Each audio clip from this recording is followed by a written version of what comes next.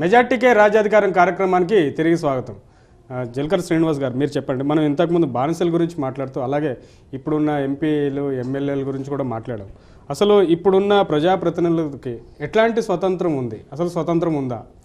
అంటే అంబేద్కర్ గారే చెప్పారు, ఇప్పుడున్న ఎస్సీ ఎస్టీ బీసీలకు మైనార్టీలకు ప్రతినిధులకు ఎవరికి స్వతంత్రం లేదు.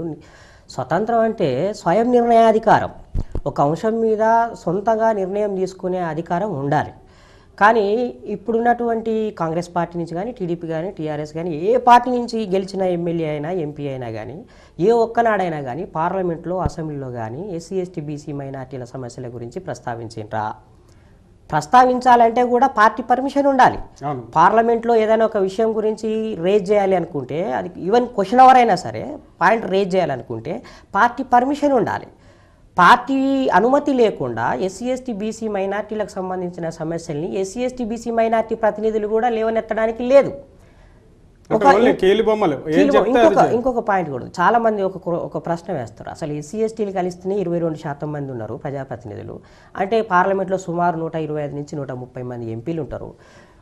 గతంలోనైతే 90 మంది 80 మందితోటే సెంట్రల్ గవర్నమెంట్ ఫామ్ చేసిన చరిత్ర ఉంది కదా, ఈ 125 మంది కలిస్తే గవర్నమెంట్ ఫామ్ చేయొచ్చు కదా అని అడుగుతారు. ఇలాంటి ప్రమాదం ఉంటుందనే కాంగ్రెస్ పార్టీ ఫిరాయింపుల నిరోధక చట్టం తీసుకొచ్చింది. ఏ పార్టీలో ఉన్నాడో ఆ పార్టీలో ఉండాలి తప్ప వాళ్ళిద్దరు కలిసి అలయన్స్ అయ్యి ఒక పార్టీని ఒక గవర్నమెంట్ ఫామ్ చేయడానికి లేకుండా చేశారు. అంటే ఆ రకంగా కూడా మనల్ని ఎటు కలవనీయకుండా చేశారు, అంటే అసలు ఎటు కదలకుండా చేశారు. అదేవిధంగా పార్టీ విధానాలకు వ్యతిరేకంగా కానీ పార్టీ పర్మిషన్ లేకుండా కానీ ఎవరైనా మాట్లాడడానికి వీల్లేదు. ఉదాహరణ ఒక్క ఇన్స్టాంట్ చెప్పండి. ఇప్పుడు కులాల వారి జనాభా లెక్కల సేకరణ చేయాలి అనేది ఒక ప్రధానమైన చర్చ. ముఖ్యంగా బీసీ జనాభా లెక్కల సేకరణ చేయాలనేది. బీసీల వాటా ఎంత రావాలో నిర్ణయించేది వాళ్ళ జనాభా లెక్కలే.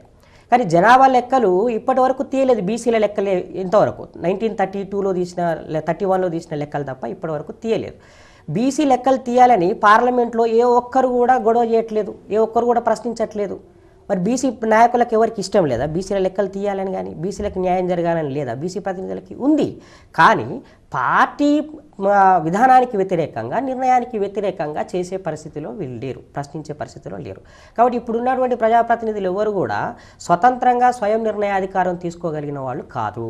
కాబట్టి వీళ్ళందరూ బానిసలు. అంటే నిర్ణయాధికారం లేనివాడు బానిస ఎవరు అని అంటే స్వయం నిర్ణయాధికారం లేనివాడు బానిస. ఆ రకంగా చూసినప్పుడు ప్రజాప్రతినిధులు బానిసలే, వాళ్ళని ఎంచుకున్న ప్రజలు కూడా బానిసలే. అంటే మనం ఏం చేస్తున్నాం అంటే ఎన్నికల వ్యవస్థలో బానిసల్ని ప్రొడ్యూస్ చేస్తున్నాం మనం ప్రజాప్రతినిధుల రూపంలో. గులామంకా గులామీ, ఈ జనాభా మన జనాలు గులామంకా గులామీ. కాబట్టి గులాంకే న్యాయం జరగనప్పుడు గులాంకి ఇంకెక్కడ న్యాయం జరుగుతుంది? వీళ్ళంతా స్వతంత్రం కావాలంటే ఏం చేయాలంటారు? ఇప్పుడు స్వతంత్రం కావాలంటే ఒకటి, కుల సమస్య అనేది ఒక ప్రాంతానికి, ఒక జిల్లాకి, ఒక కులానికి సంబంధించింది కాదు. కేవలం మాదిగలు పోరాడితే అయ్యేది కాదు, కేవలం మాలలు పోరాడితే అయ్యేది కాదు, కేవలం బీసీలో మైనార్టీలో పోరాడితే అయ్యేది కాదు. ఇది ఈ దేశంలో ఉన్న 6000 పైచిలుకు కులాల ప్రజల సమస్య ఇది. అదేవిధంగా అనేక మతాలుగా విభజించబడ్డ ప్రజల సమస్య ఇది. ఈ దేశంలో 6 లక్షల గ్రామాలు ఉన్నాయి. ఈ 6 లక్షల గ్రామాల ప్రజల మధ్యన ఒక అనుసంధానం ఉండాలి. దాన్ని జియోగ్రాఫికల్ నెట్వర్కింగ్ అనాలి. ఈ జియోగ్రాఫికల్ నెట్వర్కింగ్లో ఏ గ్రామంలో ఎవరు బాధపడ్డా నా జాతి ప్రజలే, నా మూలవాసులే, ఈ దేశానికి అసలైన భూమిపుత్రులే, నా వాళ్ళు, నా రక్త సంబంధికులు బాధపడుతున్నారా అనే ఒక భావన ప్రజల్లో కలగజేయాలి. ఒక సైకలాజికల్ సాలిడారిటీని క్రియేట్ చేయగలిగాలి. అది జియోగ్రాఫికల్ నెట్వర్కింగ్. సోషలాజికల్ నెట్వర్కింగ్ అంటే ఏంటిది?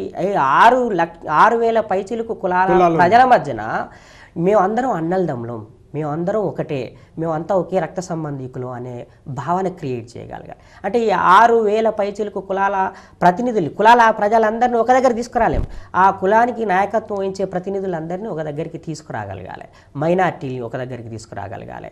మనకు అన్యాయం జరిగిందని చెప్పగలగాలి. చెప్పి వీళ్ళందరినీ ఒక ఉద్యమం నిర్మాణం చేయాలి. ఇది దేశవ్యాప్త ఉద్యమం జరగాలి. ఒక జిల్లాలో ఒక ప్రాంతంలో జరిగితే కాదు, ఒక ఉత్తరప్రదేశ్లో జరిగితే అయ్యేది కాదు. ఇది దేశవ్యాప్తంగా జరగాలి. దేశవ్యాప్తంగా జరిగే సమయంలో పాలక వర్గాలు చాలా తీవ్రంగా అణిచివేస్తాయి. దీన్ని ప్రచారం చేయడం కానీ దీంట్లో కలుపుకొని పోవాలంటే ఎవరెవరు ఎలాంటి పాత్ర పోషించాలి? ఇప్పుడు ముఖ్యంగా 3 అంశాలు ఉంటాయండి: ఐడియాలజీ, ఆర్గనైజేషన్, యాక్టివిటీ అంటే ప్రోగ్రామ్. ఐడియాలజీ బాబాసాహెబ్ అంబేద్కర్, ఆయనకన్నా ముందు మహాత్మా జ్యోతిరావు పూలే, బుద్ధుడి దగ్గర నుంచి మొదలుకొని బ్రహ్మాండమైన ఐడియాలజీ ఉన్నది. ఆ ఐడియాలజీ రెవల్యూషనరీ ఐడియాలజీ. కానీ దాన్ని ఏం చేసిరంటే చాలామంది మేధావులు హక్కులు పొందడం కోసం, అవకాశాలు పొందడం కోసం ఉండే ఒక అకామిడేటివ్ ఐడియాలజీగానే ప్రచారం చేశారు. కాదు, అది revolutionary ideology. So ideology is ready, అది కరెక్ట్గా ఉంది. కానీ ఆ ఐడియాలజీ ఆధారంగా భావజాలం దృక్పథం నుంచోలి ఇప్పుడున్న వర్తమాన రాజకీయాల్ని విశ్లేషించడం, వ్యాఖ్యానించడం, మనల్ని ఏ విధంగా వీళ్ళు అణిచివేస్తున్నారు, అసలు పాలకులు ఎవరు, మనవి ఏంది అనేది ప్రతి విషయాన్ని విశ్లేషించి చెప్పగలిగే ఒక డైరెక్షన్ ఇవ్వగలిగిన ఆర్గనైజేషన్ అవసరం. ఆ ఆర్గనైజేషన్ దేశవ్యాప్తంగా ఉద్యమ నిర్మాణం చేయగలగాలి. దేశవ్యాప్త ఉద్యమ నిర్మాణం మాత్రమే ఈ సమస్యకి పరిష్కారం చేయగలుగుతుంది. సో ఆ ఆర్గనైజేషన్కి ఒక ప్రోగ్రాం ఉండాలి.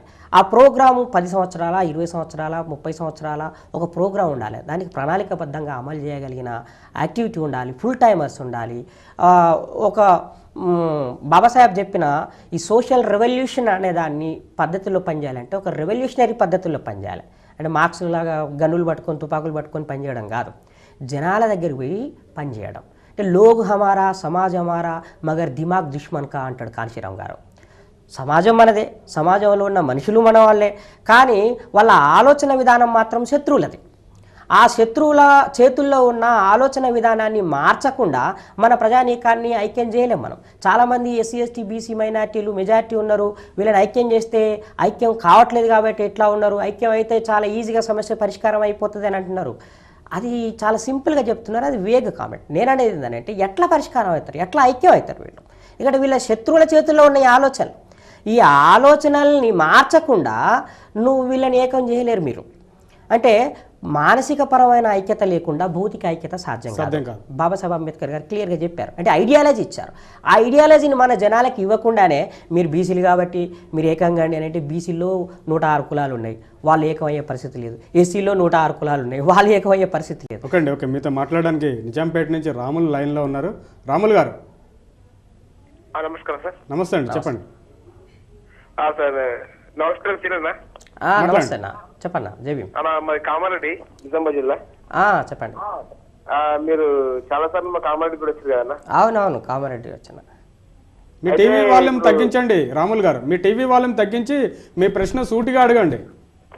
తగ్గించినామండి, అడగండి. అయితే అన్న మీరు వచ్చినప్పటి నుంచి అప్పటికిప్పుడు కామారెడ్డి ప్రాంతంలో చాలా సార్లు అంబేద్కర్ పూలే సిద్ధాంతం గురించి చర్చ బాగా జరుగుతుంది. ఇప్పుడు కళ్యాణ కృష్ణ మన చేనులో ఇట్లా రావడం వల్ల ఇప్పుడిప్పుడు చాలా మంది విద్యావంతులు దళిత భోజనాలు ఉన్నారు కాబట్టి వాళ్ళు ఇప్పుడిప్పుడు వాళ్ళకు అసలు మా విధానం ఏంటని ఇప్పుడు తెలుసుకుంటున్నారు. అయితే ఎక్కువ శాతం మందికి ఏంటంటే పుస్తకాలకి ఇట్లా అందక దాని వల్ల ఎక్కువ మంది తెలుసుకోలేకపోతున్నారు అన్నట్లు. మనకి ప్రత్యేకంగా అందరికీ అంబేద్కర్ భవన్ లాంటి ఓన్లీ గ్రంథాలయాలు, ఓన్లీ అంబేద్కర్ పూలే సిద్ధాంతం సంబంధించి దళిత సాహిత్యం ఎక్కువ ఉంటే, బహుజన సాహిత్యం ఉంటే దానివల్ల ఇంకెక్కువ మంది విద్యార్థులు తెలుసుకొని మనల్ని తొందరగా మనం అనుకున్న రాజ్యాధికారం సాధించడానికి అవకాశం ఉంటే అనిపిస్తుంది అన్న. ఓకే, థ్యాంక్ యూ రాములు గారు, మీరు ఫోన్ చేసినందుకు మీకు ధన్యవాదాలు. అదే మీ దళిత సాహిత్యం కానీ బహుజన సాహిత్యం కానీ ఎక్కువగా ఉండట్లేదు, అంటే అవైలబిలిటీ లేదు, అంటే దీన్ని ప్రచారం చేయాల్సిన బాధ్యత మీపై ఉందని చెప్పి ఆయన అడుగుతున్నారు. అవును, అది నిజమండి. ఇక్కడ అంబేద్కర్ సాహిత్యం గురించి, పూలే సాహిత్యం గురించి ఒక 2 మాటలు చెప్పుకోవాలి. పూలే సాహిత్యం అనేది రీసెంట్గా మాత్రమే కొన్ని పుస్తకాలు తెలుగులోకి అనువాదం కావడం జరిగింది. అసలు పూలే సాహిత్యాన్ని, అంబేద్కర్ సాహిత్యాన్ని, సాహు మహారాజ్ సాహిత్యాన్ని వాస్తవానికి మహారాష్ట్ర గవర్నమెంట్ నిషేధించింది, రీప్రింటింగ్ లేదు. బాబాసాహెబ్ అంబేద్కర్ వాల్యూమ్స్ అయితే గత 4 సంవత్సరాల నుంచి అసలు రీప్రింటే లేదు. లాస్ ఉందా అంటే లాస్ కూడా లేదు. కానీ ప్రజలందరూ బాబాసాహెబ్ అంబేద్కర్ రచనలు చదివి చైతన్యవంతులు అవుతున్నారు, పూలే రచనలు చదివి చైతన్యవంతులు అవుతున్నారు అనే ఉద్దేశంతో నిషేధం విధించారు, ప్రింట్ చేయట్లేదు. కాబట్టి కాపీలు దొరకట్లేదు. కాపీలు దొరకకపోవడం మూలంగా అసలు అంబేద్కర్ గారు సర్టెన్ ఇష్యూస్ మీద ఏం మాట్లాడారు, ఏం చెప్పారు అనే విషయం ఎవరికి తెలియట్లేదు. తర్వాత మరాఠీ నుంచి ఇంగ్లీష్లోకి ట్రాన్స్లేట్ అయిన చాలా రచనలు కూడా చాలా అబ్యూసివ్ ట్రాన్స్లేషన్, అది చాలా భయంకరమైన ట్రాన్స్లేషన్ చేశారు.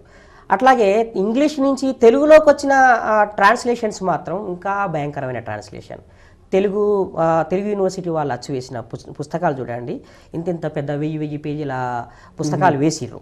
కానీ ఆ ట్రాన్స్లేషన్ అంతా చాలా దారుణమైన ట్రాన్స్లేషన్. ట్రాన్స్లేట్ చేసిన వాళ్ళు మెజారిటీ బ్రాహ్మిన్స్ ఉన్నారు. వాళ్ళు ఎవరికి అర్థం కాకుండా ట్రాన్స్లేట్ చేశారు. చాలా తప్పుడు ట్రాన్స్లేషన్ జరిగింది. కాబట్టి అసలు బాబాసాహెబ్ అంబేద్కర్ పూలే రచనలు దొరకడమే తక్కువ. దాంట్లో ట్రాన్స్లేషన్ తప్పు ట్రాన్స్లేషన్. ఒకటే ఉదాహరణ చెప్తా. అంబేద్కర్ గారు డిప్రెస్డ్ క్లాసెస్ అని వాడిన ప్రతి చోట ఈ తెలుగు యూనివర్సిటీ వాళ్ళు స్టేట్ గవర్నమెంట్ అచ్చు వేసిన పేపర్లో పుస్తకాల్లో దళితులు అనే మాట వాడాడు. దళితులు అన్న మాట బాబాసాహెబ్ అంబేద్కర్ ఎక్కడ వాడలేదు, ఎప్పుడు వాడలేదు. కానీ డిప్రెస్డ్ క్లాసెస్ అనగారిన వర్గాలు అన్న పదానికి బదులుగా వీళ్ళు దళిత్ అనే మాట పెట్టారు. దళిత్ అనే మాట బాబాసాహెబ్ అంబేద్కర్ ఎప్పుడు వాడలేదు. దళిత్ సేవా సంఘ్ అనేది బాబు జగజీవన్ రావు గారు ఏర్పాటు చేశారు. అయితే జగజీవన్ రావు గారు గాంధీ గారి మార్గంలో పనిచేసిన వాళ్ళు, కాంగ్రెస్ పార్టీ నాయకులు.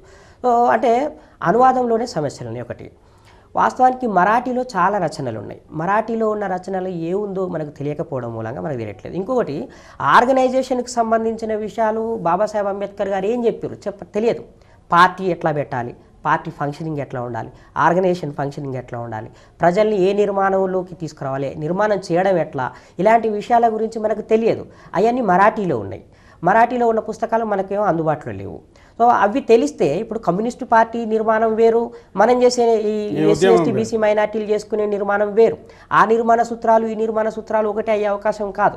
క్యాడర్ని తయారు చేసుకోవడానికి కమ్యూనిస్టు పార్టీ చెప్పే సూత్రాలు వేరే ఉంటాయి, బహుజన నాయకులు చెప్పిన నిర్మాణ సూత్రాలు వేరే ఉంటాయి. సో ఈ నిర్మాణ సూత్రాలు తెలియకపోవడం మూలంగా ఆర్గనైజేషన్ నిర్మాణం అనేది ఇప్పటి వరకు పకడ్బందీగా జరగలేదు. ముఖ్యంగా ఏపీలో సరిగ్గా ఆర్గనైజేషన్ నిర్మాణం జరగకపోవడం మూలంగా చాలా చిన్న చిన్న సమస్యల మీద ఆర్గనైజేషన్స్ విడిపోవడము, లేదా డిస్ఫంక్ట్ అయిపోవడము, ఇనాక్టివ్ అయిపోవడము, ఇవన్నీ జరుగుతుంది. ఓకే అండి, ఓకే. మీతో మాట్లాడడానికి అనపర్తి నుంచి రామకృష్ణ గారు లైన్లో ఉన్నారు. రామకృష్ణ గారు. జైభీం అన్న టీవీ వన్ వరకు. జైభీం అండి. జైభీంలు అన్న శ్రీనివాస్ అన్న జైభీంలు. జైభీం శ్రీనివాస్ అన్న జైభీంలు. నాకు రామకృష్ణ అనపర్తి ఈస్ట్ గోదావరి. మనకి ఎవరైతే దళిత బహుజనులకి రాజకీయ అధికారం కావాలని ఎవరు అనుకుంటున్నామో వీరందరూ కూడా ఒక నాడు పాలకులే, ఈ దేశ పాలకులే. అవును, అది మాత్రం మన చరిత్రకారులు మనల్ని ఏంటంటే ఒక మంచినీటిని నాచుతో కప్పబడితే దళితుల చరిత్రని ఈ పురాణ గాథల వలన మన చరిత్రని నాచుతో కప్పని చెప్పారు తప్ప మన చరిత్రగా చదివినట్లే ఈ దేశ నాయకులు, ఈ దేశ పాలకులు దళితులే ఒకప్పుడు. ఈవేళ పరిస్థితి ఎలా ఉందంటే ఈ పోటీ ప్రపంచంలో రాజకీయ అధికారం కోసం ఇందాక ఇప్పుడు పార్టీ ఫిర్యాదుల చట్టం పెట్టి ఈవేళ కనీసం దళిత నాయకులు కూడా పాలకులు కూడా కలవకుండా చేశారు ఈవేళ రాజకీయ పార్టీలు. అక్షయ జ్ఞానం గురించి నేను మొట్టమొదట ఎడ్యుకేషన్ ఉంది బట్టి ఈవేళ మనం అన్ని విషయాలు తెలుసుకుంటున్నాం, చూస్తున్నాం కూడా. ఇవాళ గ్రామీణ ప్రాంతాల్లో 5వ తరగతి చదివే ఒక దళిత విద్యార్థికి తెలుగు పుస్తకం చదవాలని దుస్థితి ఉంది. అనపర్తి నియోజకవర్గంలో సుమారు 58 గ్రామ పంచాయతీలు ఉన్నాయి. అన్ని స్కూల్కి విజిట్ చేస్తాం మేము. 5వ తరగతి చదువుతున్న బాలబాలికలు తెలుగు పుస్తకం చదవాలంటే కనీసం 50% తెలుగు పుస్తకం చదవలేదు. కానీ యూకేజీ చదువుతున్న అగ్రవర్ణాలకు సంబంధించిన వాడు ఇంగ్లీష్ లో కూడా మాట్లాడగలుగుతున్నాడు. అటువంటి పరిస్థితుల్లో రేపు రాబోయే కాలంలో ఉద్యోగాలు కానీ పోటీ ప్రపంచంలో ప్రైవేటీకరణ చేస్తున్నప్పుడు కానీ ఎవరికైతే నాలెడ్జ్ ఉందో వాళ్ళు తీసుకుంటారు వాళ్ళు. కానీ దళితుల పరిస్థితి ఎలా ఉంటుందంటే బలహీనతలు. రామకృష్ణ గారు మీ ప్రశ్న సూటిగా అడగండి. రామకృష్ణ గారు మీ ప్రశ్న సూటిగా అడగండి. మీ ప్రశ్న సూటిగా అంటే రాజకీయాల్లో ఓటుని ఎడ్యుకేట్ చేయాలంటే గ్రామీణ ప్రాంతాల్లో దళితులకు ఉండే బలహీనతలు కూడా మనం ఎడ్యుకేట్ చేయాలి. ఓన్లీ ఒక మందుకు కారణంగా ఎన్నికల సమయం వరకు దళితులకు రాజకీయ అధికారం కావాలనే వాళ్ళందరూ కూడా ఎన్నికల సమయంలో ఈ బలహీనతలు ఉన్నాయి. ఈ దళితులు కొట్లాడుకుని కేసులు పెట్టుకుని విచ్ఛిన్నమైపోతున్నారు. అంటే దళితుల బలహీనతలు ఒక పక్క ఎడ్యుకేట్ చేయాలి, ఒక పక్క ఓటుని ఎడ్యుకేట్ చేయాలి. ఓటుని బలహీనతలు ఎడ్యుకేట్ చేస్తే ఖచ్చితంగా మనం మీరు అన్నట్టు 30 సంవత్సరాలు లెక్కలే ఖచ్చితంగా 5 years ఎవరైతే వేదికల మీద నాయకులుగా మనం మాట్లాడుతున్నామో గ్రామీణ ప్రాంతాలు ఒక నియోజకవర్గాన్ని టార్గెట్ పెట్టుకుని ఈ 5 సంవత్సరాలు ఎన్నికల సమయంలో నెల ముందు ఎన్నికలు చేస్తున్నారు మన వాళ్ళు. నెల ముందు ఓకే. థ్యాంక్ యూ రామకృష్ణ గారు మీకు కాల్ చేసినందుకు, మీ విలువైన సూచన అందించినందుకు. సార్ మనం మళ్ళీ చర్చలోకి వద్దాం. బీసీలు ఐక్యం కావట్లేదని మనం మాట్లాడుతాం. అంటే మీరు 100కు పైగా కులాలు ఉన్నాయి, అలాగే దళితుల్లో కూడా 100కు పైగా ఉన్నారు. వీళ్ళంతా ఎలా ఐక్యం అవుతారు, అసలు ఎందుకు ఐక్యం అవుతారు? ఓకే, ఒకటి కాలర్కి సంబంధించి కూడా చిన్న సమాధానం చెప్పాలి ఆయనకి. ఒక అపోహ కూడా ఉందండి. నిరక్షరాస్యులు, తిండికి లేని వాళ్ళు, ఎప్పటికీ ఆకలి గురించి ఆలోచించే వాళ్ళని ఐక్యం చేయడం అనేది సాధ్యం కాదు అని. కానీ ఇది కరెక్ట్ కాదు. బాబాసాహెబ్ అంబేద్కర్ ఉద్యమం చేస్తున్న కాలంలో ఇంతకన్నా ఎక్కువ పేదరికం ఉంది, ఇంతకన్నా ఎక్కువ నిరక్షరాస్యత ఉన్నది. కానీ అంబేద్కర్ గారు దేశవ్యాప్త ఉద్యమ నిర్మాణం చేయగలిగారు. అంటే మనము నిజంగా ప్రజలకి రాజకీయాలు చెప్పగలిగి ఎడ్యుకేట్ చేయగలిగితే అక్షరాస్యత, ఆకలి, పేదరికం అనే దాంతో సంబంధం లేకుండా ప్రజలు ఆర్గనైజ్ అవుతారు. ఒక రోజు 2 రోజులు బోధినకపోయినంత మాత్రాన చచ్చిపోయే పరిస్థితి ఉండదు. ప్రజలు సిద్ధంగా ఉన్నారు, కానీ ప్రజలకి సరి అయిన డైరెక్షన్ ఇవ్వగలిగిన ఆర్గనైజేషన్ లేకపోవడం నాయకులు కూడా లేరు. నాయకులకి అసలు ఐడియాలజీ లేదు, సమాచారం లేదు, నాయకులు నమ్మే పరిస్థితులు కూడా లేరు ప్రజలు. నాయకులకి సమాచారం ఉంటే చరిత్రలో ఏం జరిగింది, ఇప్పుడేం జరుగుతుందో విశ్లేషించుకునే అది ఉంటే ప్రజలకు ఒక డైరెక్షన్ ఇస్తే ప్రజలు నమ్ముతారు. దాన్ని అమలు చేయడం అనేది ఆయన కాకపోతే ఇంకొకరు వచ్చి అమలు చేస్తారు. అసలు ప్రజలకి, నాయకులకే సమాచారం లేదు, ఇక ప్రజలకి ఏం చెప్తారు? ఓకే అండి, మీతో మాట్లాడడానికి ప్రకాశం నుంచి బాలకృష్ణ గారు లైన్లో ఉన్నారు. బాలకృష్ణ గారు, హలో బాలకృష్ణ గారు. హలో బాలకృష్ణ గారు చెప్పండి. సార్ నమస్తే సార్. నమస్తే అండి. ఒకసారి శ్రీనివాస్ అన్నతో మాట్లాడండి. అన్నా చెప్పన్నా. నమస్తే అన్న, నేను బాలకృష్ణని, జూనియర్ సెంట్రల్ యూనివర్సిటీలో. నమస్తే, చెప్పు. బాగున్నారా? బాగున్నా బాలకృష్ణ. మా ఊరు అంబేద్కర్ స్టాచ్యూ ఓపెనింగ్ వచ్చారు. అవునవును, చెప్పండి. చాలా సంతోషం అన్న. థ్యాంక్ యూ అన్నా. ఇప్పుడు మన మామూలుగా TV1 కి ముందుగా ఇట్లా దళిత హక్కుల మీద, దళిత సాహిత్యాల మీద, మరి ఆ దళిత బహుజనుల రాజ్యాధికారం ఎట్లా సాధించాలనే మీద ప్రోగ్రామ్ చేస్తున్నందుకు మొట్టమొదటిగా TV1 కి ప్రత్యేకమైన జైభీములన్నా. ఓకే, జైభీములండి మీకు కూడా. అన్నా, ఇప్పుడు దళిత సాహిత్యం, దళిత హక్కుల గురించి ముందుగా మాట్లాడేటప్పుడు దేశం అన్ని రంగాల్లో ముందుకు వెళ్తున్నా కూడా ఇప్పుడు దళితులు కొంతమంది తమ స్వార్థం కోసం, తమ స్వార్థ ప్రయోజనాల కోసం, మరి ఈరోజు వాళ్ళ యొక్క వ్యక్తిగత అవసరాల కోసం దళితుల్ని అగ్రకులాల దగ్గర తాకట్టు పెట్టి బతుకుతున్నటువంటి రోజుల్లో దళిత హక్కులు సాధించుకోవడం అనేది చాలా కష్టమైనటువంటి సమస్య. కనీసం ఈరోజు దళిత మహిళల పైన జరుగుతున్నటువంటి అత్యాచారాలు కానివ్వండి, మారణకాండలు కానివ్వండి, కనీసం మాట్లాడడానికి వేళ్ల మీద లెక్క పెట్టేటటువంటి కొన్ని సంఘాలు, కొంతమంది వ్యక్తులు మాత్రమే ఈరోజు సమాజంలో ఉన్నారన్నా.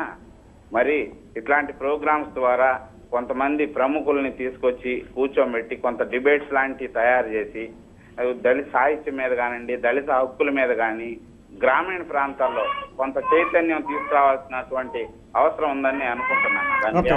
Okay okay, thank you Balakrishna గారు, మీరు కాల్ చేసినందుకు. కొంత చైతన్యం కాదండి, చాలా చైతన్యం తీసుకురావాల్సిన అవసరం ఉండేది. నేను కాలర్ని అభినందిస్తున్నాను. ముఖ్యంగా ఇంతకుముందు మీరు ఒక ప్రశ్న వేశారు, బీసీలు ఎందుకు ఐక్యం కావట్లేదు, చైతన్యవంతం కావట్లేదు అనేది. బీసీలకి బేసిక్గా నాయకత్వం లేదు. బీసీలు ఎప్పుడైతే కాంగ్రెస్ పార్టీని నమ్మిరో అప్పుడే బీసీలకు అన్యాయం జరిగింది. 1916 నుంచి బీసీలు మాకు రాజకీయ రిజర్వేషన్లు కావాలని కోరుతున్నారు, కానీ ఇప్పటికి కూడా రిజర్వేషన్ రాలేదు. బీసీలకి రిజర్వేషన్ కావాలని బాబాసాహెబ్ అంబేద్కర్ సైమన్ కమిషన్కి పోయి రిప్రజెంటేషన్ ఇచ్చిండు. సోమవంశ సేవా సంఘ వాళ్ళతో కలిసి బీసీలకి రిజర్వేషన్ ఎందుకు ఇవ్వాలనో సైమన్ కమిషన్కి రిప్రజెంటేషన్ ఇచ్చిండు. అంతకుముందు మాంటేంగ్ చెమ్స్ఫర్డ్ సంస్కరణలకి కమిషన్కి రిప్రజెంటేషన్ ఇచ్చిండు. 1930 నుంచి 31 2 సార్లు జరిగిన రౌండ్ టేబుల్లో కూడా బాబాసాహెబ్ అంబేద్కర్ రిజర్వేషన్ బీసీలకి ఇవ్వాలని చెప్పారు. మహాత్మా జ్యోతిరావు పూలే 1873లో ఏర్పాటు చేసిన సత్యశోధక్ సమాజ్ని కేశవరావు జాదవ్ అనే ఒక బీసీ నాయకుని నాయకత్వంలో, అంటే ఎస్ఆర్ బోలే, ఎస్కే బోలే వీళ్ళ నాయకత్వంలో ముందుకు తీసుకుపోతున్నారు. అప్పుడు బీసీలకు రిజర్వేషన్ ఇవ్వాలి అని ఎస్ఆర్ బోలే, ఎస్కే బోలే, కేశవరావు జాదవ్ వీళ్ళందరూ అడుగుతున్నప్పుడు బాబాసాహెబ్ అంబేద్కర్ కూడా వాళ్ళతోటి కలిసి డిమాండ్ చేసిండు. కానీ గాంధీ గారు కేశవరావు జాదవ్ని పిలిచి, మీరు ఒక అంటరాని వాడైన బాబాసాహెబ్ అంబేద్కర్ నాయకత్వాన్ని ఎందుకు అంగీకరిస్తున్నారు? కాంగ్రెస్ పార్టీ మేము ఉన్నదే మీ బీసీల కోసం, మీకు ఎక్కువ సీట్లు ఇస్తాం 1937లో జరగబోయే ఎలక్షన్స్లో అని ప్రామిస్ చేయడం మూలంగా రౌండ్ టేబుల్ సమావేశంలో కేశవరావు జాదవ్ బాబాసాహెబ్ అంబేద్కర్కి వ్యతిరేకంగా మాట్లాడాడు. ఆయన ఏమన్నాడంటే, ఈ రిజర్వేషన్స్ విషయంలో బాబాసాహెబ్ అంబేద్కర్ గారిది ఒకే ఒక్క ప్రతిపాదన నేను సమర్థిస్తున్నా, అది వయోజన ఓటు హక్కు. వయోజన ఓటు హక్కు తప్ప మాకు మిగతాది ఏవి అవసరం లేదని చెప్పారు. దానివల్ల ఏమైంది, బీసీలకు రావాల్సిన రిజర్వేషన్ పోయింది. అంబేద్కర్ గారు కేశవరావు జాదవ్ని వాళ్ళందరినీ పిలిచి, బీసీ నాయకులు పిలిచి, మీరు నన్ను ఎందుకు వ్యతిరేకిస్తున్నారు? నేను అణగారిన వర్గాలకి పొలిటికల్ రిజర్వేషన్ కావాలని అడుగుతున్నా, మీరు అడగండి, నేను మీకు సపోర్ట్ చేస్తాను, మీరు నాకు సపోర్ట్ చేస్తే మన ఇద్దరికి అధికారం వస్తుంది, మన ఇద్దరు స్వతంత్రం అవుతాం అని అడిగితే, లేదు గాంధీ గారి మీద మాకు నమ్మకం ఉన్నదని చెప్పి గాంధీ గారి దగ్గరికి వెళ్ళారు. కానీ ఏమైంది, 1936లో ఫైజ్పూర్లో జరిగిన కాంగ్రెస్ మహాసభలో మహాత్మా జ్యోతిరావు పూలే ఏ బ్రాహ్మణ వర్గానికి, ఏ కాంగ్రెస్ పార్టీకి వ్యతిరేకంగానైతే తన జీవితాంతం పోరాటం చేసిండో, ఆ పోరాటం చేసే క్రమంలో సత్యశోధక్ సమాజ్ని ఏర్పాటు చేసిండో, దాన్ని తీసుకుపోయి కాంగ్రెస్ పార్టీలో విలీనం చేశారు. కానీ 1937లో బీసీలకు ఇస్తా అన్న రిజర్వేషన్ ఇవ్వలేదు. ఇవ్వకపోవడం మూలంగా అంటే టికెట్లు ఇస్తా అంటే కాంగ్రెస్ పార్టీకి ఇస్తున్న టికెట్లు ఇవ్వలేదు. సారేకే సార్ అంటే మొత్తం కూడా బ్రాహ్మణులకి రిజర్వేషన్స్ అంటే టికెట్స్ ఇచ్చిర్రు, బీసీలకు అన్యాయం జరిగింది. అప్పుడు 42లో బాబాసాహెబ్ అంబేద్కర్ దగ్గరికి వచ్చి గాంధీని నమ్ముకుంటే మాకు అన్యాయం జరిగింది, మీ మూలంగా ఈ అణగారిన వర్గాలు లాభపడ్డారు, మాకు మీరే నాయకత్వం వహించండి అని. ఓకే అండి, ఓకే. ఇప్పుడు 2 కాలర్స్ వెయిట్ చేస్తున్నారండి. మెదక్ నుంచి కోటేశ్వరరావు గారు లైన్లో ఉన్నారు. కోటేశ్వరరావు గారు మీ టీవీ వాళ్ళని తగ్గించండి. కోటేశ్వరరావు గారు సార్ సార్ ఓకే సార్ తగ్గించండి. కోటేశ్వరరావు గారు మీ టీవీ వాళ్ళని తగ్గించండి. రీసెంట్ సార్ మరి మేము మదర్ నుంచి మాట్లాడతాను. మాట్లాడండి సార్. మీ టీవీ వాళ్ళకి ధన్యవాదాలు sir. Okay sir. Sir current కూడా పోయింది ఇక్కడ ప్రోగ్రామ్.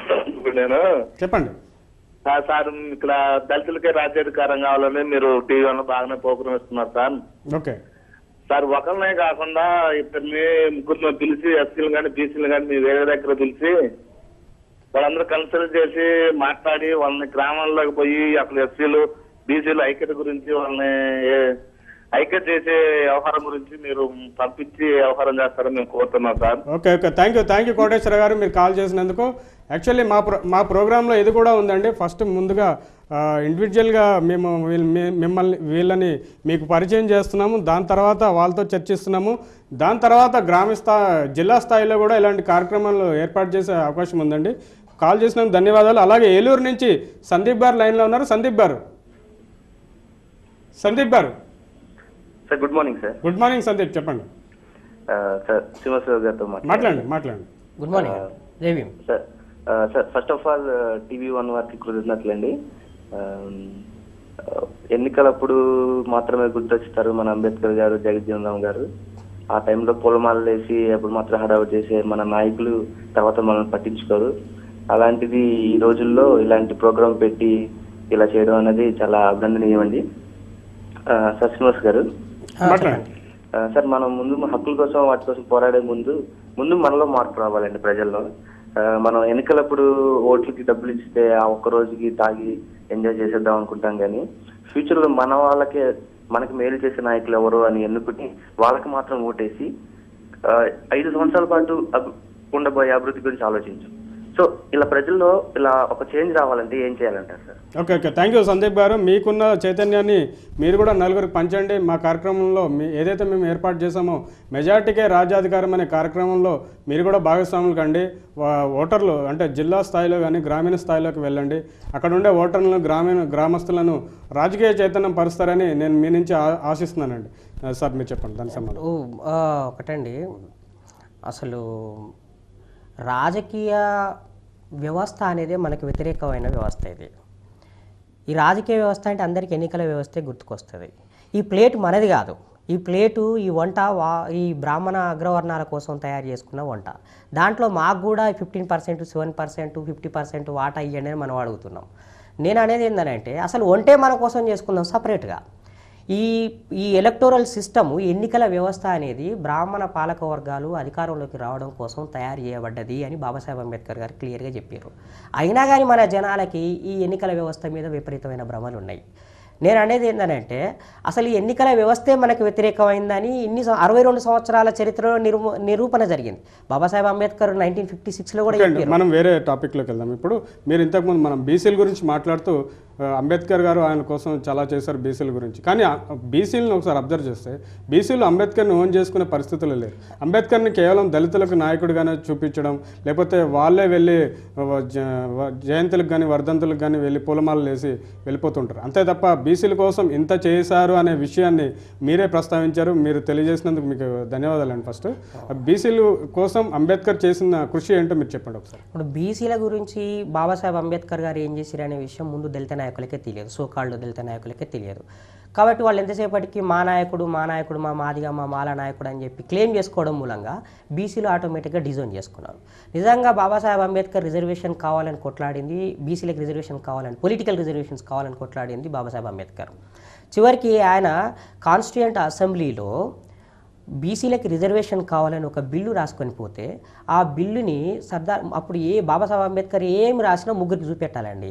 1 రాజేంద్ర ప్రసాద్, 2 సర్దార్ వల్లభాయ్ పటేల్, తర్వాత 3 నెహ్రూ గారు. ఈ ముగ్గురికి చూపెట్టాలి. ఫస్ట్ బాబాసాహెబ్ అంబేద్కర్ పటేల్ గారికి చూపెట్టారు. బీసీలకు రిజర్వేషన్ ఇవ్వాలి అని. అప్పుడు పటేల్ గారు అడిగిన ప్రశ్న ఏంటంటే, అంబేద్కర్ గారు ఇప్పటి వరకు మనం వెనుకబడ్డ వాళ్ళు అని అంటే, బ్యాక్వర్డ్ అని అంటే కేవలం ఈ ఎస్సీ ఎస్టీలే కదా అనుకున్నది, మళ్ళీ వీళ్ళెవరు అదర్ బ్యాక్వర్డ్ కమ్యూనిటీస్ అని అంటున్నారు, మీరు క్యాస్ట్ అంటున్నారు అని అడిగితే టెక్నికల్ పాయింట్ రేజ్ చేసాడు. ఎందుకంటే అప్పటి వరకు బ్రిటిష్ ఇండియా కాన్స్టిట్యూషన్లో ఎస్సీ ఎస్టీలకు మాత్రమే రిజర్వేషన్, అంటే బీసీలు అని వీళ్ళు ఈ లిస్టు ఈ 3000 కులాలు 2000 కులాలు బీసీలు అనే స్పెసిఫిక్ ఐడెంటిఫికేషన్ అనేది జరగలేదు. అప్పుడు అంబేద్కర్ గారు ఏమనుకున్నారు అని అంటే, ఏం గుర్తించారంటే, సో బీసీలు అంటే ఎవరు అని గుర్తించాలంటే గుర్తించిన తర్వాతే జనాభా ఎంత ఉన్నదో నిర్ధారించిన తర్వాతే ఆ ప్రాతిపదికన బీసీలకు రిజర్వేషన్స్ వస్తాయి. కాబట్టి బీసీలను గుర్తించడం కోసం ఒక ఆర్టికల్ ఏర్పాటు చేశారు, 340 ఆర్టికల్. 340 ఆర్టికల్ మీద రోజంతా డిబేట్ జరిగింది. 340 ఆర్టికల్లో బాబాసాహెబ్ అంబేద్కర్ ఏం చెప్పారంటే, ఏ కమిషన్ షెల్ బీ కాన్స్టిట్యూటెడ్ అని రాసింది బాబాసాహెబ్ అంబేద్కర్. అంటే ఏంది, తప్పకుండా బీసీలను గుర్తించడం కోసం ఒక కమిషన్ వేయాలి. ఈ పాయింట్ మీద కొంచెం నాకు టైం ఇవ్వాలి చెప్పారు. చెబితే బ్రాహ్మిన్స్ అంటే 302 మెంబర్స్ మొత్తం కాన్స్టిట్యూయెంట్ అసెంబ్లీ సభ్యులు 302 మంది, దాంట్లో ముగ్గురు బీసీలు. కాంగ్రెస్ పార్టీ నుంచి ఎస్సీలు కొంతమంది ఉన్నారు, కానీ కాంగ్రెస్ పార్టీ అనుమతి లేకుండా ఎవరు మాట్లాడడానికి వీల్లేదు. కేవలం బాబాసాహెబ్ అంబేద్కరే షెడ్యూల్ క్యాస్ట్ ఫెడరేషన్ తరపు నుంచి రిప్రజెంట్ చేస్తున్నాడు. బాబాసాహెబ్ అంబేద్కర్ బీసీల గురించి, ఆ మిగతా ముగ్గురు మాత్రమే చర్చ చేస్తున్నారు. అప్పుడు ఓటింగ్ జరిగింది. షెల్ బీ వద్దు, కెన్ బీ అని పెట్టండి అని అన్నారు. ఓటింగ్లో మనది ఓడిపోయింది, 4 మాత్రమే ఉన్నారు కాబట్టి. కెన్ బి అని ఉండడం మూలంగా ఏమైందంటే, కాన్స్టిట్యూషన్ అమల్లోకి వచ్చిన తర్వాత చాలా కాలం వరకు కూడా బీసీలను గుర్తించడానికి కమిషన్ వేయలేదు. ఇంకొకటి కూడా రాశాడు, the recommendations of the commission shall be implemented అని రాశారు బాబాసాహెబ్ అంబేద్కర్. మీరు కాన్స్టిట్యూయెంట్ అసెంబ్లీ డిబేట్స్ చూస్తే తెలుస్తుంది. దాన్ని బ్రాహ్మణులు ఏమన్నారంటే, షెల్ బీ వద్దండి, కెన్ బీ ఇంప్లిమెంటెడ్ అంటే అమలు చేయొచ్చు, రికమెండేషన్స్ని అమలు చేయకపోవచ్చు. సో అంబేద్కర్ గారు కాన్స్టిట్యూషన్ అమల్లోకి రాగానే వెంటనే అంబేద్కర్ గారు నెహ్రూ గారి దగ్గరికి పోయి అడిగారు, ఆర్టికల్ 340 ప్రకారంగా బీసీలను గుర్తించడం కోసం మీరు కమిషన్ వేయండి, లేకపోతే నేను నా పదవికి రాజీనామా చేస్తా, మంత్రి పదవికి రాజీనామా చేస్తా అని అన్నారు. చాలామంది ఏమనుకుంటారంటే, కాంగ్రెస్ పార్టీ ప్రభుత్వంలో అంబేద్కర్ గారు న్యాయశాఖ మంత్రి పదవిగా చేసిరు కదా, కాంగ్రెస్ పార్టీతో కలిసి పనిచేసిరు కదా అని ఒక ఆరోపణ చేస్తుంటారు. అది కాదు. First prime minister of India was nominated. British వాళ్ళు నామినేట్ చేసిన ప్రధానమంత్రి, బ్రిటిష్ వాళ్ళు నామినేట్ చేసిన రాష్ట్రపతి బాబు రాజేంద్ర ప్రసాద్, బ్రిటిష్ వాళ్ళు నామినేట్ చేయబడినటువంటి న్యాయశాఖ మంత్రి బాబాసాహెబ్ అంబేద్కర్. అంతే తప్ప ఆయన ఎప్పుడు కాంగ్రెస్ పార్టీతోటి కొలాబరేట్ చేసింది కాదు. ఎందుకు, రాజ్యాంగాన్ని ఒకటి రాసుకోవడం కోసం ఒక క్యాబినెట్ అవసరం అవుతుంది కాబట్టి వాళ్ళు నామినేట్ చేశారు. ఒకటి అంబేద్కర్ గారు నేను న్యాయశాఖ మంత్రి పదవికి రాజీనామా చేస్తా మీరు చేయకపోతే అంటే నెహ్రూ గారు పట్టించుకోలేదు. దాంతో హిందూ కోడ్ బిల్ కోసం, అదేవిధంగా ఈ బీసీ రిజర్వేషన్ కోసం ఆయన రాజీనామా చేశారు. హిందూ కోడ్ బిల్ కోసం ఆయన రాజీనామా చేస్తున్న విషయాన్ని ఏమో పార్లమెంట్లో ఆయన రాజీనామా పత్రాన్ని చదవడానికి అనుమతి ఇచ్చారు, కానీ బీసీల కోసం రాజీనామా చేస్తున్న అనే పత్రాన్ని పార్లమెంట్లో చదవడానికి అనుమతించలేదు. ఎందుకు, పార్లమెంట్లో చదివితే అది రికార్డ్ అయిపోతుంది, అధికారిక అఫీషియల్ రికార్డ్ అవుతుంది. సో బాబాసాహెబ్ అంబేద్కర్ బీసీల కోసం పోరాటం చేసిండు కాబట్టి బీసీలకు నాయకుడు అనే విషయం ప్రజలకు తెలుస్తుంది, రాజీనామా చేశాడు అనే విషయం లోకానికి తెలుస్తుందనే. కాబట్టి తెలియకుండా ఉండాలంటే పార్లమెంట్లో చదవనియొద్దు. అందుకని చదవనీయకపోతే స్పీకరు బాబాసాహెబ్ బయటకు వచ్చి, నేను బీసీలకు ఇట్లా అన్యాయం చేస్తున్నది గవర్నమెంట్, బీసీ కమిషన్ నియమించడం కోసం నేను రాజీనామా చేస్తున్నా అని చెప్పి బయటకు వచ్చేసి రాజీనామా చేసి దేశవ్యాప్తంగా తిరిగి బీసీలను కలిపి పెద్ద ఉద్యమం చేస్తే, నెహ్రూ గారు ఎక్కడ బాబాసాహెబ్ అంబేద్కర్ బీసీలకు కూడా నాయకుడు అవుతాడని భయపడి కాకాసాహెబ్ కలేల్కర్ కమిషన్ ఏర్పాటు చేశాడు. కాకాసాహెబ్ కలేల్కర్ అంటే ఆయన ఒక బ్రాహ్మణుడు. ఆయన 2218 బీసీ కులాన్ని గుర్తించాడు. గుర్తించి ఏమన్నాడు, ఎస్సీ ఎస్టీల లాగే బీసీలు కూడా వెనుకబడి ఉన్నారు కాబట్టి ఈ బీసీలకి కూడా ఎస్సీ ఎస్టీ లాగే విద్యా ఉద్యోగ రాజకీయ రంగాల్లో రిజర్వేషన్ ఇవ్వాలని చెప్పారు. చెబితే ఆ రికమెండేషన్స్ని ఇంప్లిమెంట్ చేయాల్సిన గవర్నమెంట్ నెహ్రూ గారు కాకాసాహెబ్ని పిలిచి, జిల్కర్ శ్రీనివాస్ గారు చివరిగా చెప్పండి, మనకు సమయం అయిపోయింది. ఓకే, ఈ అంటే నేను అనేది ఏంటంటే, మెజారిటీ ప్రజలకి రాజ్యాధికారం వస్తుందా, అది వస్తే ఎలా వస్తుంది? మెజారిటీ ప్రజలకి రాజ్యాధికారం కన్నా ముందు స్వతంత్రం కావాలండి. వీళ్ళు బానిసలుగా జీవిస్తున్నారు. ఈ ఎన్నికల వ్యవస్థలో నమ్మకం పెట్టుకుంటే మోసపోతారు. మోసపోయారు 22 సంవత్సరాల నుంచి. అది బాబాసాహెబ్ అంబేద్కర్ గారు చెప్పారు. ఆయన తర్వాత కూడా నిరూపణ జరిగింది. కాబట్టి ఈ ఎన్నికల వ్యవస్థ మన కోసం తయారు చేసుకున్నది కాదు, ఈ రాజ్యాధికారం మన కోసం తయారు చేసుకున్నది కాదు. స్వతంత్రం బ్రాహ్మణులకు వచ్చింది కాబట్టి అధికారం బ్రాహ్మణులకు వచ్చింది. 99% ఇన్ సెంట్రల్ గవర్నమెంట్ బ్రాహ్మణ్స్ ఉన్నారు. న్యాయ వ్యవస్థ బ్రాహ్మణుల చేతుల్లోనే ఉంది. ఎగ్జిక్యూటివ్ అంటే ఐఏఎస్ ఐపీఎస్ ఆఫీసర్లో ఎస్సీ ఎస్టీ రిజర్వేషన్ తప్ప బీసీలకు అసలు చోట లేదు. Not even 1% BC IAS IPS ఆఫీసర్లు లేరు. అట్లాగే మైనార్టీలు కూడా లేరు. తర్వాత media is under control of upper caste. ఇంకా నేషనల్ మీడియా అయితే కంప్లీట్గా బ్రాహ్మణుల చేతుల్లో ఉంది. ఇవన్నీ బ్రాహ్మణుల చేతుల్లో ఉన్నప్పుడు ఒక్క పార్లమెంటు అసెంబ్లీలో కూర్చొని మీరు ఏం చేయగలుగుతారు? స్వతంత్రం కూడా లేదు, లేదు స్వతంత్రం లేదు. ప్లస్ మీరు అందులో కూర్చున్న మిగతా రంగాలు ఏవి కూడా మీకు సహకరించినప్పుడు మనం దాని మీద భ్రమలు పెట్టుకోవడం అనేదే తప్పు. అంబేద్కర్ గారు చెప్పినట్టుగా social transformation, complete social transformation వస్తే తప్ప రాజ్యాధికార ఫలాలు పొందలేము. కాబట్టి స్వతంత్ర పోరాటం చేయాల్సిన అవసరం ఉన్నది. ఈ స్వతంత్ర ఏ విధమైన పోరాటం చేయాలంటారు? స్వతంత్ర పోరాటం ఏ విధంగా చేయాలని జనరల్గా అందరూ అడుగుతున్న ప్రశ్న, చాలా సీరియస్ ప్రశ్న. గాంధీ గారు చేసిన స్వతంత్ర పోరాటం ఏంటో చెప్పండి. గాంధీ గారు స్వతంత్ర పోరాటం ఇది అని చేయలేవు. ఒకసారి ఆయన సత్యాగ్రహం చేసిరు, ఒకసారి దండి ఉప్పు సత్యాగ్రహం చేసిరు, యాత్ర చేసిరు, శాసనోల్లంఘన చేసిరు, సహాయ నిరాకరణ, ఇదంతా కలిస్తే సహాయ నిరాకరణ, ఇదంతా కలిస్తే స్వతంత్ర పోరాటం. మనం ఇప్పుడు బీసీల జనాభా లెక్కలు కావాలి, ఆ జనాభా ప్రాతిపదికన మాకు చట్టసభల్లో రిజర్వేషన్ ఇవ్వాలి అని చెప్పి బీసీలు అందరూ సహాయ నిరాకరణ చేయాలి. కులాల వారి జనాభా లెక్కల సేకరణ చేస్తే తప్ప మేము ఈ కుల గణనకి సహకరించము, ఈ జనాభా గణనకి సహకరించము అని చెప్పి చెప్పగలిగి సహాయ నిరాకరణ చేయాలి. రాష్ట్రంలో ప్రజా ఆందోళన చేస్తే తప్ప, ప్రజా ఉద్యమం చేస్తే తప్ప ఈ బ్రాహ్మణులు దిగిపోరు, ఈ పాలకవర్గాలు దిగిపోరు. అట్లా కాకుండా ఎన్నికల్లో నిలబడి వీళ్ళనేదో ఓడించి మనం అధికారం పొందుదామంటే ఎన్నికల వ్యవస్థలో 100 సంవత్సరాల అనుభవం ఉన్నది కాంగ్రెస్ పార్టీకి. ప్రజల్ని మోసం చేసే ఈ గెలిపించడంలో, ఓడించడంలో 100 సంవత్సరాల అనుభవం ఉన్నది. మనకు 50 సంవత్సరాల అనుభవం ఉన్నది, వాళ్ళకు 100 సంవత్సరాల అనుభవం ఉంది. ఈ 50 సంవత్సరాల అనుభవంలో కూడా సిస్టమ్ రూల్స్ అన్ని చెస్ ఆడాలంటే చెస్ రూల్స్ మారిస్తే తప్ప మనం గెలవలేము. రూల్స్ వాళ్ళకు అనుకూలంగా ఉన్నాయి. కాబట్టి నేను అనేది ఏంటంటే, నాలాగా కాంశీరామ్ గారు కానివ్వండి, బాబాసాహెబ్ అంబేద్కర్ కానివ్వండి, కపాడే కానివ్వండి, దీనబాన కానీ వీళ్ళందరూ చెప్పింది ఏంటంటే, మొత్తం ప్రజా ఉద్యమ నిర్మాణం చేసి స్వతంత్ర పోరాటం చేస్తే ఈ బ్రాహ్మణుల నుంచి స్వతంత్రం గుంజుకోవాలి, తీసుకుంటే అప్పుడు అధికారం వస్తుంది. అధికారం వచ్చినప్పుడు నీకు జ్యుడిషియరీ ఎట్లా ఉండాలి, ఎగ్జిక్యూటివ్ ఎలా ఉండాలి, మీడియా ఎలా ఉండాలి, లెజిస్లేచర్ ఎలా ఉండాలి, మనం నిర్ణయించుకోవచ్చు. ఇంకొక ముఖ్యమైన విషయం ఏంటంటే, ఈ కాన్స్టిట్యూషన్ పట్ల అందరికీ భ్రమలు అంబేద్కర్ గారికి లేవు. అంబేద్కర్ గారు రాసిన రాజ్యాంగం స్టేట్స్ అండ్ మైనారిటీలో అది అమలై ఉంటే, ఆ రాజ్యాంగం కనుక అమలై ఉంటే మనం స్వతంత్రంలో అయ్యేవాళ్ళం, మనకు రాజ్యాధికారం వచ్చేది.